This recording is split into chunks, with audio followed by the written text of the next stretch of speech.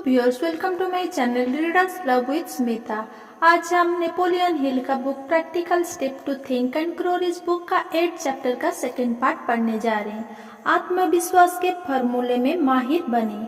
किसी भी दुर्भाग्यशाली परिवेश के प्रभावों को दूर हटाने का संकल्प ले।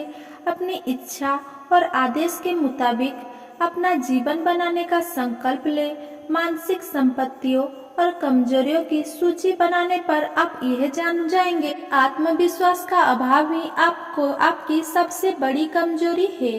इस बाधा को पार किया जा सकता है और कातरता को साहस में बदला जा सकता है, बशर्ते आप आत्म सुझाव के सिद्धांतों की सहायता ले। इस सिद्धांत पर अमल करने का एक सरल तरीका है, सकारात्मक विचार आवेगों को लिख ले, याद कर ले और तब तक दोहराते रहे जब तक कि वे आपके मन की अवचेतन शक्ति के कामकाजी उपकरण का हिस्सा ना बन जाए।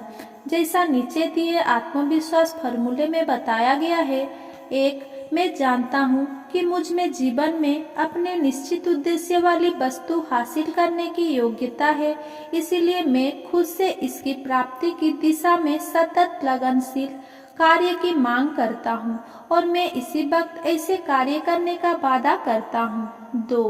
मुझे एहसास है कि मेरे मन के प्रबल विचार अंततः बाहरी भौतिक संसार में प्रकट हो जाएंगे और भौतिक वास्तविकता में धीरे धीरे रूपांतरित हो जाएंगे।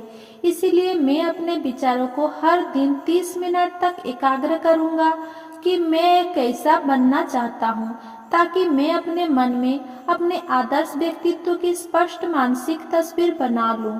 3. मैं जानता हूं कि आत्म सुझाव के जरिए मैं जिस भी इच्छा को अपने मन में लगातार रखूंगा, वो अंततः किसी व्यवहारिक साधन द्वारा साकार होने के लिए अभिव्यक्ति चाहेगी। इसीलिए मैं हर दिन आत्मविश्वास बढ़ाने में 10 मिनट का समय लगाऊंगा। 4.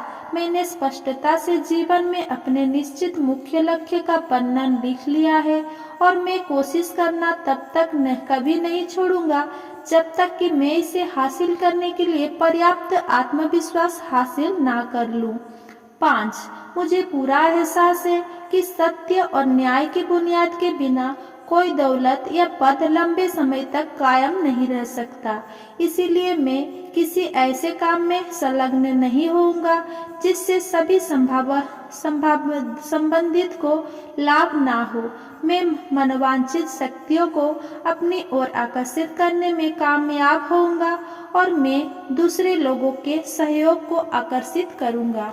मैं दूसरों की सेवा करने की इच्छा से दूसरों को अपनी सहायता के लिए प्रेरित करूंगा। मैं सारी मानवता के लिए प्रेम बढ़ाकर नफरत, ईर्ष्या, डाह, स्वार्थ और आलोचना से मुक्ति पालूंगा, क्योंकि मैं जानता हूँ कि दूसरों के प्रति नकारात्मक नजरिया मुझे कभी सफलता नहीं दिला सकता। दूसरों पर और खुद पर विश्वास करके मैं दूसरों को खुद पर विश्वास करने के लिए प्रेरित करूंगा। 6. मैं इस फॉर्मूला पर अपने नाम के हस्ताक्षर करूंगा, इसे याद करूंगा और दिन में एक बार जोर से दोहराऊंगा, पूरे विश्वास से कि यह क्रमशः मेरे विचार और कार्य को प्रभावित करेगा तथा मुझे स्वावलंबी और सफल व्यक्ति बना देगा। आत्मविश्वास की कमी आपकी सबसे बड़ी कमजोरी है।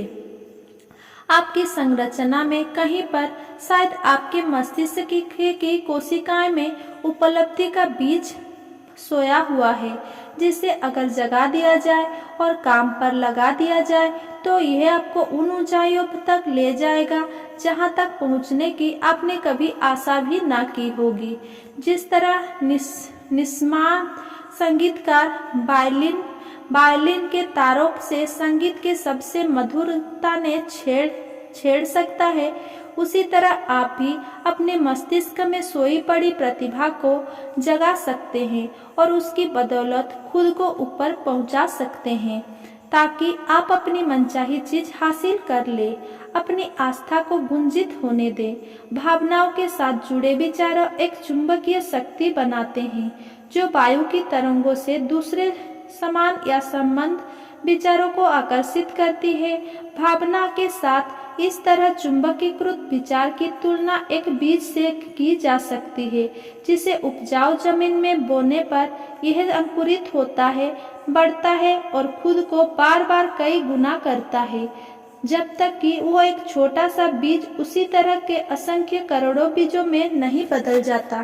भावनाओं के साथ जुड़े विचार एक चुंबकीय शक्ति बनाते हैं, जो वायु की तरंगों से दूसरे समान या संबद्ध विचारों को आकर्षित करती है।